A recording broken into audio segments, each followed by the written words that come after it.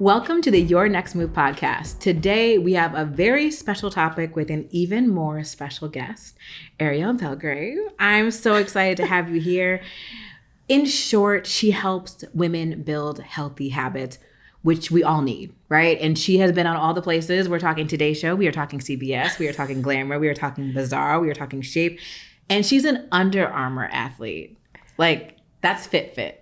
That I'm a Jane of several trades is what I like to say. I love it. And fun fact, so what people know about the Your Next Move podcast, I only have guests who I've met and I know in real life. But Ariel and I, this is our second time in person. It is. And our first time in person, we were invited to a retreat by the fabulous Drisha Hawk, hopefully future Your Next Move guest. Yes. And we did not know who was coming except for Jay. That's right. And there were 5 or 6 women in a beautiful home in Arizona. And we bonded over the course of 3 days.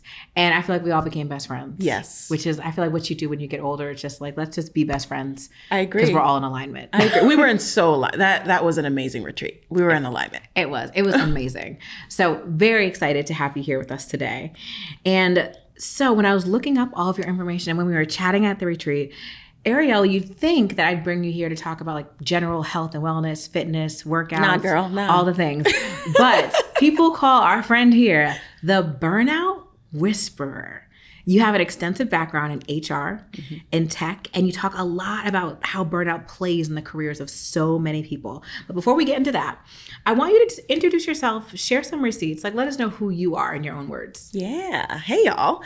My name is Ariel Belgrave. I'm a certified health and fitness coach. I joked a bit ago that I'm a Jane of several trades. Yes. So I'm in these streets and all the wellness streets. Yes. Prior to getting into the wellness side of things, I did have an HR background. I spent a decade in HR and finance and tech, building amazing programs to engage employees and to make it an amazing workplace. So it's really dope to now be able to fuse that with what I do now, employee engagement with wellness. So I do work with clients one-on-one, helping women leaders take better care of themselves so they can thrive at work, so they can thrive at home, because if they're not taking care of themselves, if they can't show up and be A players.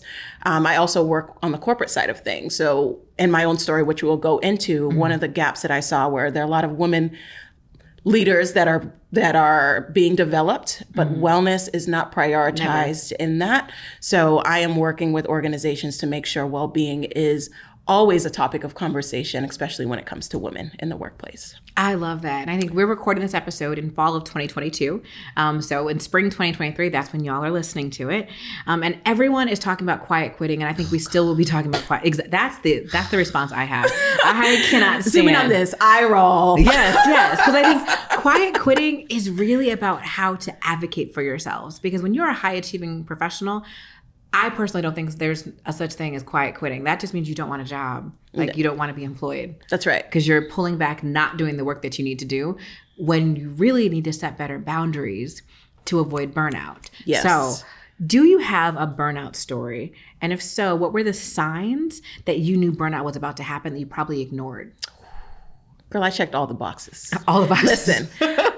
So my first experience with burnout was when I was working in corporate. So I started my career in finance. Got it. I moved up the rankings very fast. So on the outside, what people saw was, oh, Ari's killing the game. You know, all the Always, accolades. yeah. I had an office at 25 years old. I had the attention of older white men in a room as a young Black woman. But I'm also a recovering people pleaser. So coming out of college, you know, you want to gain respect, you have to build rapport. And I said yes to everything that came my way. Although I got it done, I was making sacrifices for myself and my well-being, in which ultimately I was not choosing it. Got it. So, you know what they say when, there's a quote that said that when you, if you're not paying attention to your body will make you pay attention to it. Oh, yeah. And my moment, because burnout doesn't happen, it's not like an overnight thing. It's a buildup of stress over a long period of time, chronic stress. So I woke up one day and didn't know where I was. Wow. And I'm going to tell you what were some of the signs leading up to it. I was, again, on the outside, looking great. On the inside, not taking care of myself. I was averaging maybe about 3 to 4 hours of sleep. I was one of the last to leave the office, the first to be in, because I had a global role. So I I know you know. So between Asia time and UK time and trying to accommodate that, I was exhausted. I was physically and mentally exhausted, but pushing through because I had the mindset where I would just work hard and wait until it was time, like PTO time. Like I'll just go hard now and be able to take time off, which is not, we'll go into that, not good. It doesn't work. It doesn't work. It ain't it. It ain't it. I was exhausted. I was less connected to the things that I loved. So I started to find myself less connected to the work and I was checking boxes off, less connected to the things that I love. I'm someone who's always out in these streets, doing athletic things, going on adventures. And I was so busy with work and couldn't turn my mind off that I wasn't doing the things that energized me. Maybe snappy with some of the people around me. I love my husband, press his whole heart. But as far as like relationships wise, I was making sacrifices. And then finally, productivity. So I found myself making mistakes that I typically wouldn't make. I struggled with concentrating and being focused. So although I was still killing it, I knew that I still wasn't performing my best. I was stretching it to the max. And I think that's so important, that last point you meant, like, you said that you are still killing it. Because I think especially as high achieving professionals, and I say that everybody who's listening to this podcast, you're a high achieving professional because no one listens to how to help your career in their free time. That is right. They listen to anything else, but like, how do I improve my work life? Yes. Like, so for you, it's like, you know, you're killing it in comparison to everybody else. You know that you're 100%. To some folks, like you're giving 250 most of the time. And as a Black woman, let's talk about it. 100%. Yeah, we do have to go 3-4 times as hard. Exactly. So you're operating at 250. So you operating at 100%. No one else around you thinks that anything is wrong because you're still delivering more than probably the average professional in the workplace. But you yourself knew. That's right. And so you woke up and you didn't know where you were? I did not know where I was. I'm like, whoa. Like. That's so scary. Very. So that was when I'm like, okay, something has to change. And it was more of, we'll go into like the boundary setting. There was a lot of change that needed to happen in order to see change. And I that couldn't was even imagine that feeling. I know for me, when I experienced burnout, I still was operating at a very high level. I think I love that you said the global role piece, because I think everybody wants a global job, right? Everybody wants to travel and talk to all these time zones, but you forget that when you're in a global job, you don't make the workforce conform to you in your time zones. Generally, as the leader, you are conforming and showing up for everybody else in their time zone. So you work all the time, in meetings all the time, which means like, when do you get your work done? Generally after 8 o'clock at night, because that's when Australia's done with their time zone and the East Coast time. So you're like, okay, now I could do the work that I need to do. I think that's always a big point. People want so much responsibility, but they don't think about how you're sacrificing sleep. Yeah. So we often say that setting boundaries personally and professionally is equally as important as healthy eating, working out. What are some professional boundaries that we can set? And what did you set during that time period after, hey, this has got to change? Yeah. First, I had to assess myself, because I think oftentimes we can blame the external, but I was a part of the problem too. Mm-hmm. There were things that I need to unlearn as a human being, as growing up in an immigrant Caribbean household. Yeah. So for me, I knew I first needed to understand what was stressing me out when it came to work. Because oftentimes when we think we need to get out of burnout, we'll take time off from work and be like, okay, I'm good. I'll be good in 7 days. But you'll come right back and it's the same thing. It is the vicious cycle. The same things that stress you out are still there. Yeah. So what I had to do was just get real with what those things were. So then I can have the conversations with the right people. We're talking about work here. So for me, understanding, I think I took it more on than I could handle. I overcommitted and was overwhelmed.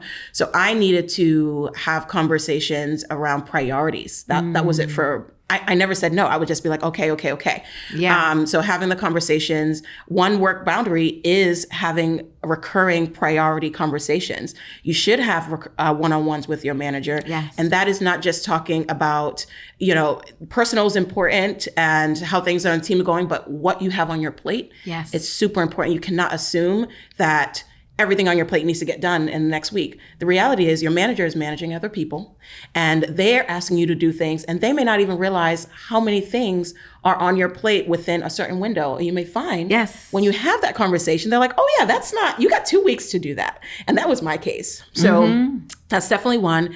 The second is having boundaries on the time that you're in the office, right? Yes. So even if you are someone in this global role and you want to make sure that you're setting aside time to have dinner with your family or go out to say, hey, I'm not going to be available during this time. For some people, it's like, I am unavailable after 5 p.m., unavailable after 6.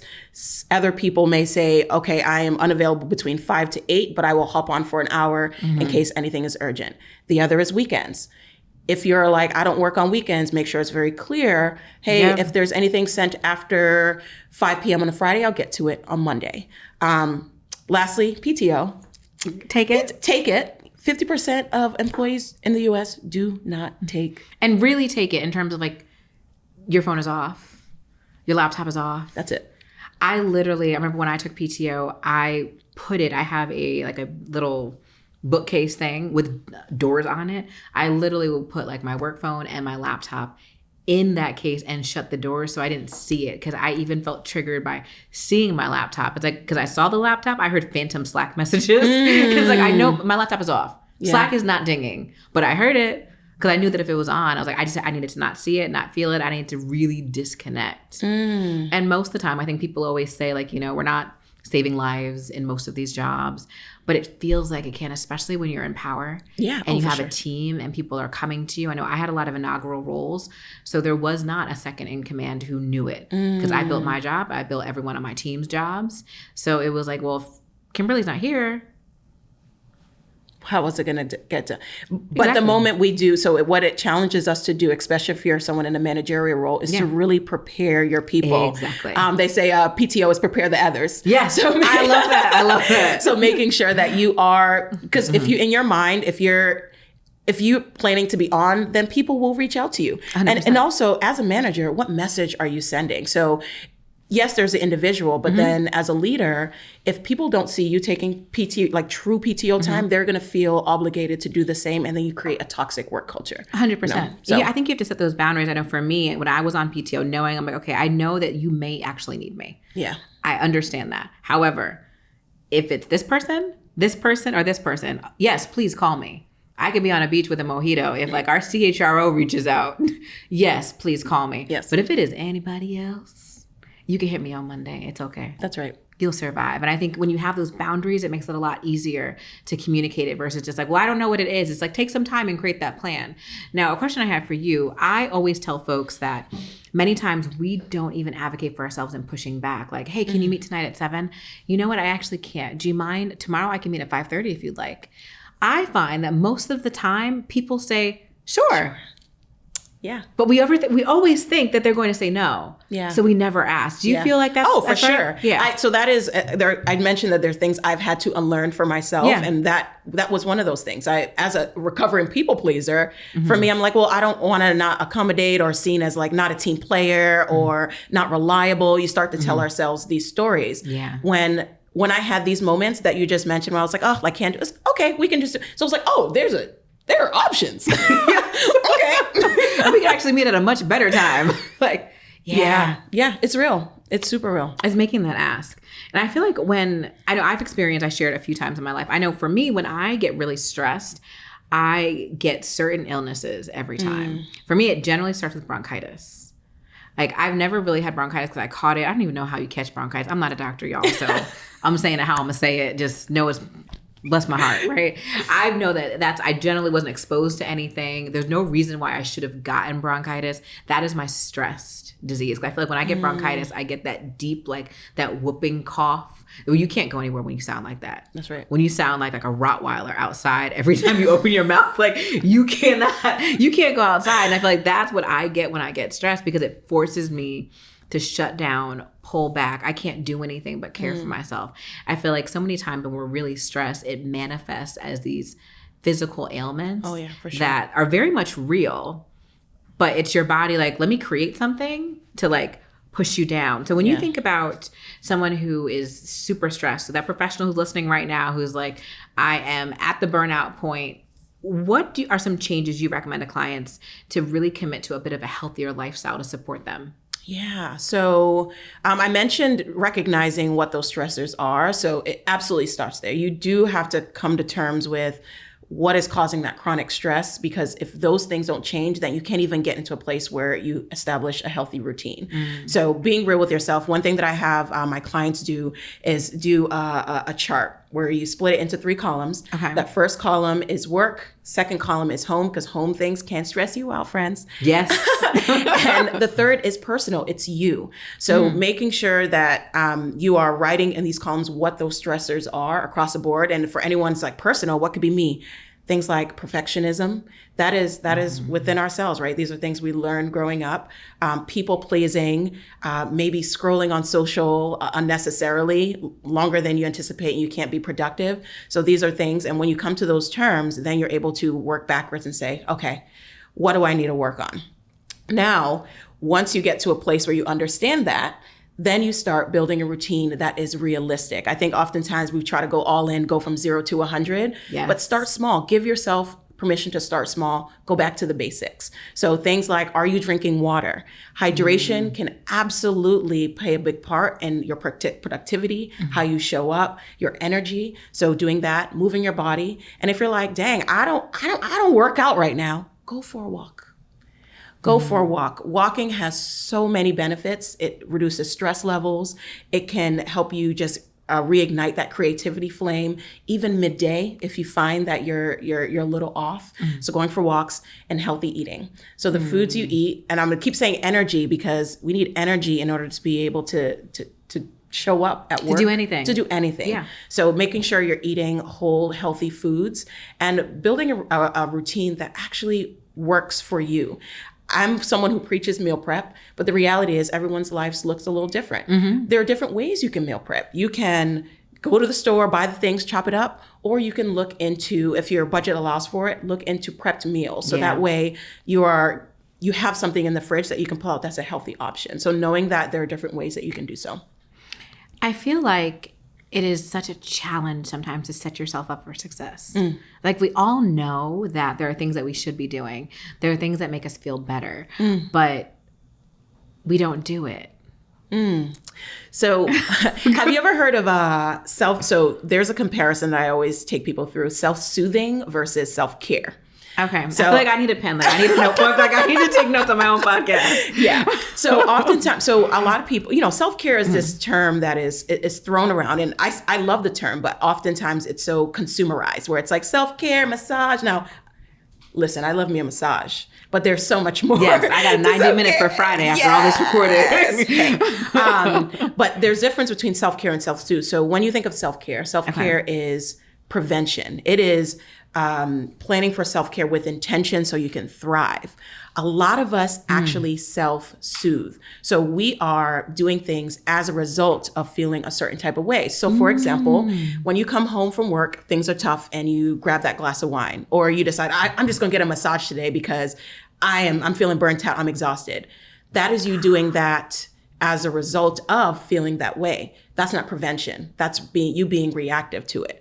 When you're in a place where you are truly practicing self-care, you're planning that massage maybe once a month, once a quarter for yourself. You are planning those workouts. You're doing things so your gas tank doesn't even get to E. If anything, it's midway. So you'll know to catch it before you're completely depleted. But there's so much self-soothing that we do that it's like, oh, I'm seeing your eyes. You're like, dang. I am. Oh my God. I'm having a moment like in my mind. But I'm not even paying attention to the questions anymore. Because I feel like that was mind blowing for me in terms of being reactive versus setting yourself up. And I think sometimes we set ourselves up in certain ways. Like, so for instance, for me, when I travel, I know that generally if I'm traveling, I'm speaking, I'm recording, I have meetings, and I started like planning my Ubers ahead of time. So I don't think about it. It's all on my calendar.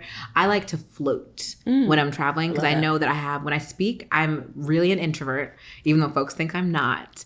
But if you see me when I get off stage, generally, if like once I know I can shut down, so like I spoke, maybe I signed books, and I can like get in the elevator, I'm like going to my hotel room, it's like my body is like doo doo doo. It just like shuts down. I can't speak anymore. Like I'll be like slurring my words. Like I need things written down. So I started setting myself up like, okay, like I know where I'm going here to here, here to here. Let me make sure all my Ubers are set up. Let me make sure that I know exactly where I'm getting food. And I started doing those things. So that would be like self-care. That's right. Because it's setting myself up so I'm able to flow. But which is prevention, right? Because you're doing it in advance to manage your energy. But you're saying self-soothing is Like, I didn't do any of those things that day. And I just get back to the hotel room and I'm like, ooh, how many glasses of Riesling can I take and wake up in the morning and feel okay? That's right. And I use wine as an example because it tends to be, especially in the work environment, the thing that soothes us after a 100%. Hard work day. It just, I know sometimes it's Riesling. Sometimes I do love me some Riesling. I do. Other times it's Bacardi coconut.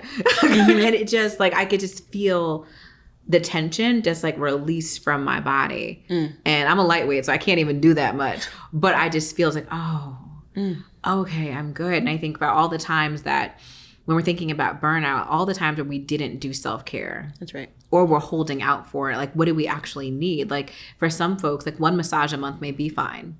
If you are extremely active, you may need more than that. That's right. And you may not need Swedish. You may actually need some deep tissue, like work yourself out. You may need to stretch more. You may, whatever it is. Like if you're traveling, like if you're an executive on a plane, and one of those global jobs, you're on planes all the time, your self-care may need to look completely different than someone who has more or less things going on. Yeah. And it changes. We have to give ourselves permission. As a structured person, I know someone feels me on this, but like, it's like, okay, I'm going to create this routine. This is going to work for me. It may change month to month. It may change quarterly. But what I always encourage is to look ahead. So like, for example, month of October, I'm like, I know it's going to be a busy month. So how can I make sure that I'm managing my energy, not my time? There's a difference. Because I know that I'm a extroverted introvert. Okay. So similar, so I'm just like, there are times where I'm like, whew, okay, I need to re-energize by being alone. How am I going to make sure that happens so I can continue to show up my best selves as my best self? So I feel like I'm just learning. I'm learning this whole season. We've talked about how it's like maximizing your life. It's taking care of yourself, doing things in your own best self-interest. And I think the reality is that many of us in a lot of these jobs are going to come to a time where we burn out. That is right. Period. Because I think when you're moving in your career, you can get to various points where it's just not what you thought it was going to be. Especially in a lot of these leadership roles. That's right. Especially, I remember I read a statistic one time. It talked about like so many of the jobs that we have today did not exist 5 years ago, 10 years ago. So many young professionals, they are charting their own path. So you're going someplace that is uncharted. There's no blueprint for it. So you're going to mess up. If you're a high achiever, you want to over deliver and have the best experience. So burnout, I think most people will experience it, sadly. Yeah, for sure. And some, it may not be as significant as others, where I know, like I've taken behavioral health leave before when I was like, I can't function right now. I need time. But we don't want people to get to that point where it's like, oh no, like I can no longer show up. Yeah. It's like, we need you to do the care along the way. Yeah, it is. It's interesting because I mean, recovering from burnout can take as much as 11 weeks to 2 years. So even when it comes to understanding how that's impacting your life, there are just different, it just really can look different. And stress isn't bad, right? So burnout stress is bad. That's chronic stress over a long period of time. But stress, some people function well on it, right? Sometimes it helps us be our most creative self. So knowing that, just understanding the difference between the two. So you're like, okay, I'm stressed out here, but we're in jobs that can cause stress. It's more of what are you going to allow to happen over a long period of time? And I think the pandemic the numbers are high. So many people, and I target women, have left the workplace because of burnout. Not having the resources, or the organization doesn't support it, because organizations can always throw the apps and the Headspace and the Calm apps to cater to the individual. But if your team has a burnout culture, there's only so much you can do alone, right? So I could go on a rant, but oh no, we love it. We love it. So I have another question. So when we're talking about, if you're in a place where you're burned out, is there ever a time where you recommend taking leave? Yeah. So, and yes, I do. Okay. Because it can vary depending where you are in the spectrum of it. So I did mention sometimes it could take 11 weeks. It can take people up to 2 years. People can be burnt out for 2 years and not even realize it, or at least acknowledging it or addressing it.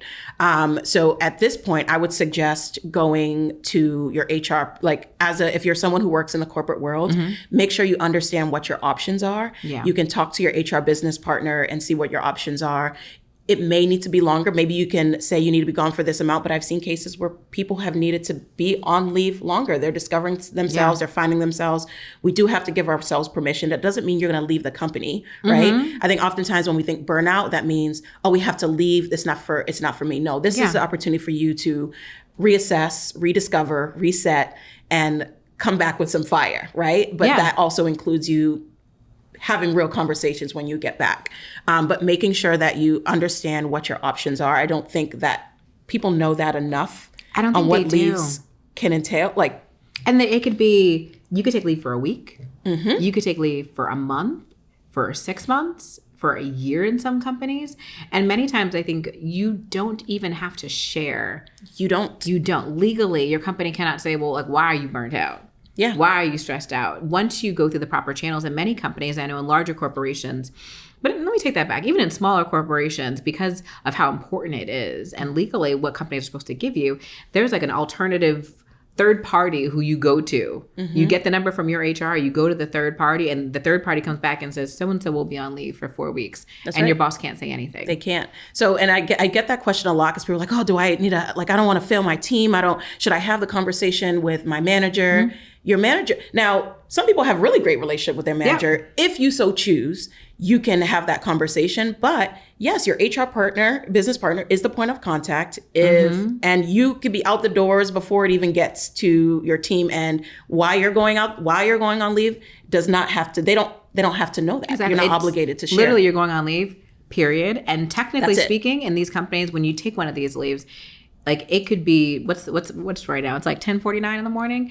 If you say you're going on leave, it could be by tomorrow. That's right. It could probably honestly be by 11 a.m. in the next 10 minutes once you determine that's happening. But I think for high achievers, I know for me personally, when I took leave, I know I did too much before. I 100% can agree that I did too much, but I created a plan for it. I just knew I personally did not want to just drop it. Yes, I was burnt out. Yes, I should have said like as of Monday or the next day, but I personally put a plan together for my team. Yeah. I put a plan of like, okay, this is what we're working on. This is what we're doing. This is the status for everything that I have. This is what I'll pick up. There were some things that I did my best to finish before going. But I personally, which I don't necessarily think is the correct way to, but for me, that gave me solace, and that's what I chose to do. I don't think it's not wrong. So I actually think you do. That's a level of self-awareness that you have, but that in itself is an act of self-care. Because what you're going to want to do is be able to shut out work. And if you didn't take those steps, I would have been so much more stressed. You wouldn't have turned off. I would have been texting my team like, how's that going? You would have been more burnt out. So I actually do encourage it. I know there's some cases where people have to urgently take the leave. Yeah. But if you're in a place where you can be really intentional and plan for it, where you're like, I can't go another week. If it helps for you to be able, whatever it takes for you to be able to really take that time off, then you do it.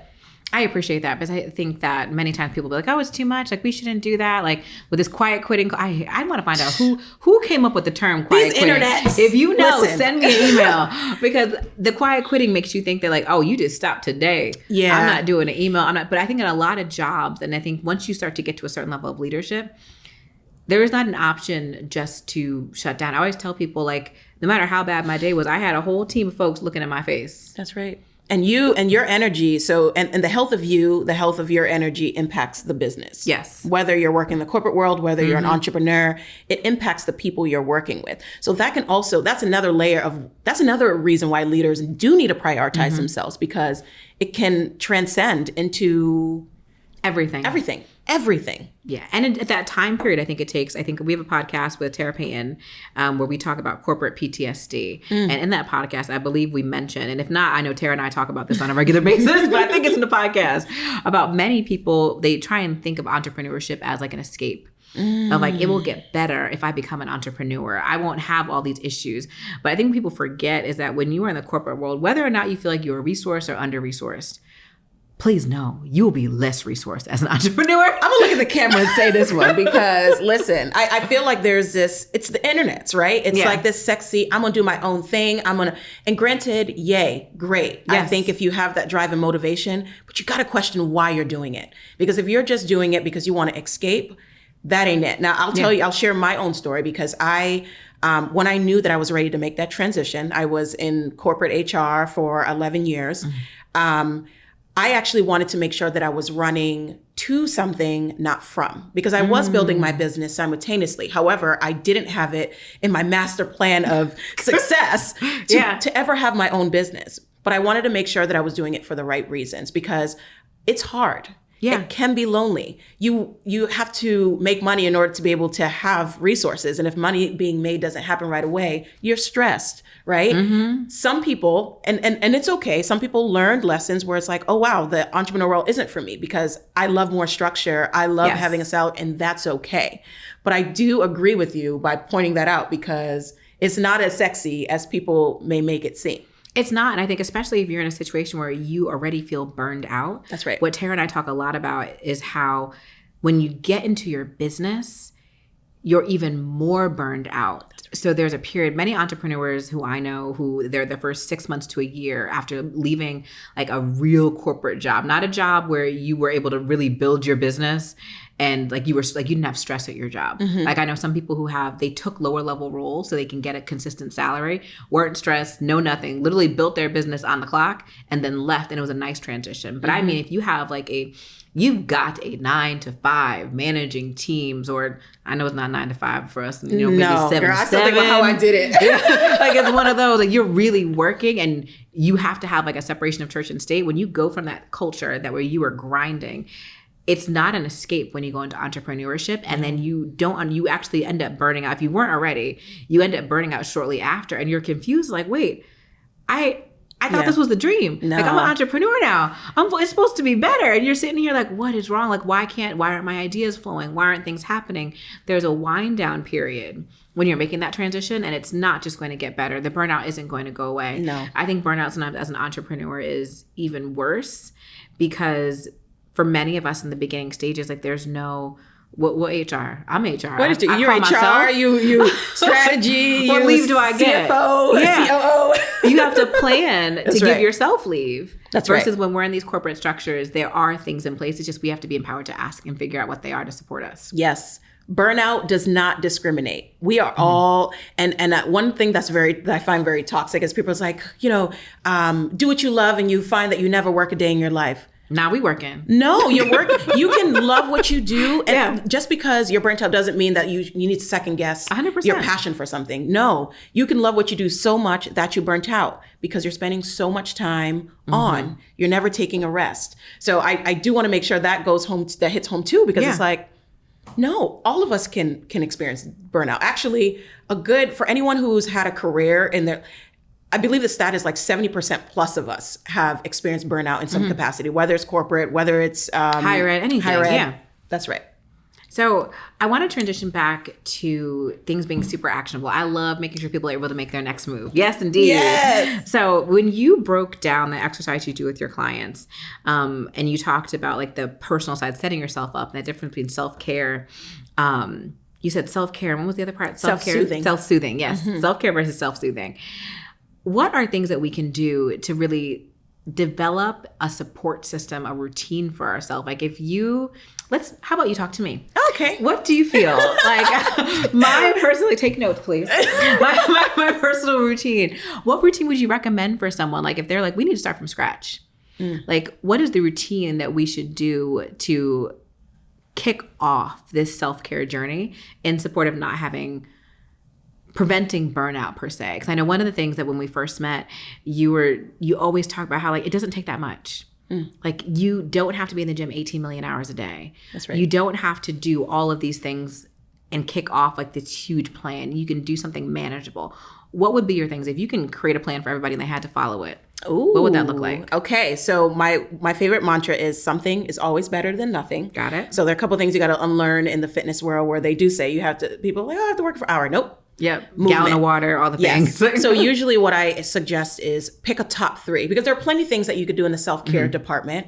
When it comes to you being able to function normally, pick top 3 things. Okay. So I did mention movement. Movement is very important. So for yourself, you need to be real on when you can fit that movement in. So looking at your schedule, we run our lives with calendars and our schedule, right? Yep. So what I usually say is like, hey, maybe you can start with 20 minutes of movement 4 times a week. Now, people may think dumbbells and all that. Nope. What what can you do that's joyful movement? Do you want to dance? Do you want to maybe do a Pilates class? Do you want to go for a work? Some bit of movement. Because the reality is you're working from home. Am I right? You're probably sitting in front of a computer. All the time. All the time. So you doing 20 minutes to start is a switch up. Because what's going to happen is you need to spark that trigger for motivation, and action is what's needed. I think oftentimes people are like, I'm gonna wait till I'm motivated. It's coming, it's coming, it's coming. No, it's not. It's not coming. It's not coming. It's not coming. So you have to start small. So when it comes to movement, I would suggest 20 minutes, 4 times a week, whatever that looks like, even if it's going for a walk. It's nice out in these streets. I'm seeing the sun coming in. Okay? And if you, I don't know if you have in your apartment building, if you have like a gym. Okay. I got a little section over here. I know it's covered by our equipment. But. Take it on down, maybe listen to a podcast or something and get your 20 minutes in. Yeah. Okay. So that's one. The other is staying hydrated. You should be drinking at least half your body weight in ounces. Ooh.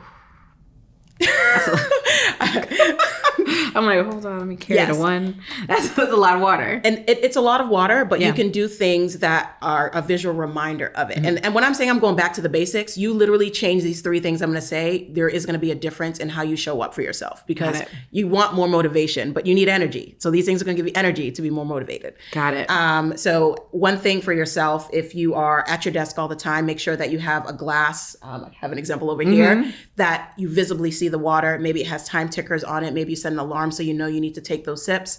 Maybe you set up a trigger where it's like, after every call, I'm going to drink like a couple sips of water. Habit stacking. Habit stacking. That's exactly right. The other is healthy eating. Now, I know it's simple. It's not for everyone. Not everyone likes to cook. Not everyone feels great about cooking healthy things.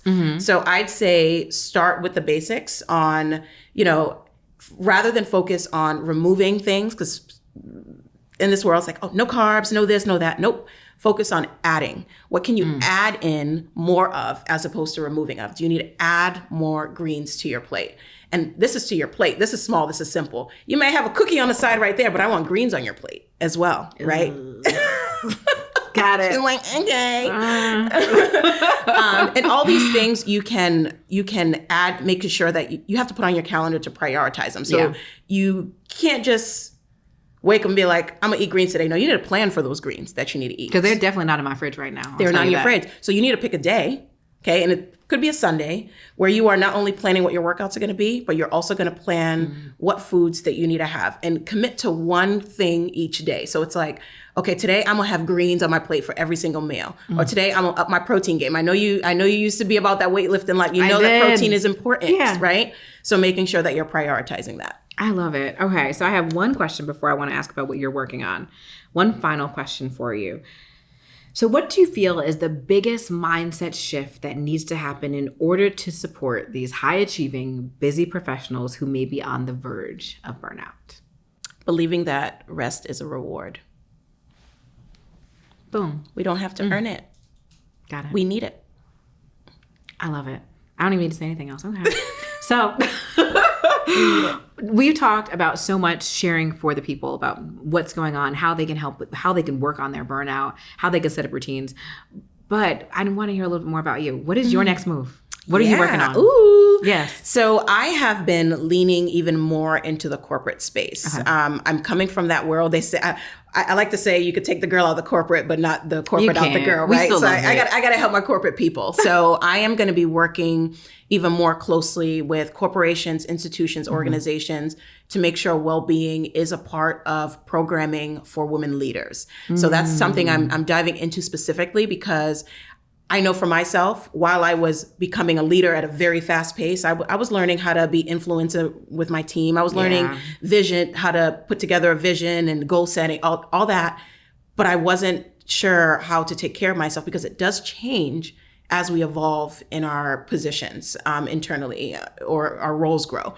So I want to make sure that I am that person in these corporations that I'm like, okay, cool, you got this amazing women's leadership program. Where are we going to talk about burnout prevention or recovery or well-being or the small things that women can do in order to take care of themselves? Because when they take care of themselves, everybody wins. Yes. Everybody wins. Yes. Oh, I love that. So I hope y'all heard that. If you know that your company is working on these leadership development programs and you know that you need to include some content, you need someone to come and speak to it, We met you today. Yes, indeed. So where can the people find you? Where can we keep in touch with you? Yeah, so you can find me on LinkedIn. Okay. My name, Ariel Belgrave Harris. You can also find me on Instagram. So I like to pride myself on providing digestible content, but also fun. So you can find those type of tidbits in those different places. I love it. I love it.